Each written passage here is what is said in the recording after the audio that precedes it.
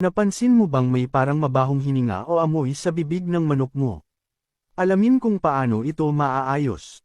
Maaaring dulot ito ng impeksyon sa bibig o pagkakaroon ng food buildup sa loob ng tuka. Linisin ang bibig ng manok gamit ang maligamgam na tubig at sterile gauze para matanggal ang anumang dumi o natirang pagkain. Pakainin ng layer feed na mayaman sa probiotics at natural enzymes tulad ng yogurt na walang asukal para mapanatiling malinis at maayos ang digestive system ng manok. Bigyan ng malinis na tubig na may kaunting apple cider vinegar para makatulong sa pag-neutralize ng bakterya sa bibig ng manok. Siguraduhing malinis at maaliwalas ang kulungan para maiwasan ang pagdami ng bakterya na maaaring maging sanhi ng mabahong hininga.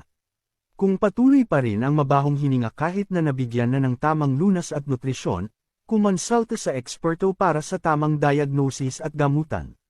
Bigyan ng sapat na nutrisyon at tamang pangangalaga ang mga manok mo para mapanatiling malinis at sariwa ang kanilang hininga. I-follow para sa iba pang tips sa pag-aalaga ng manok.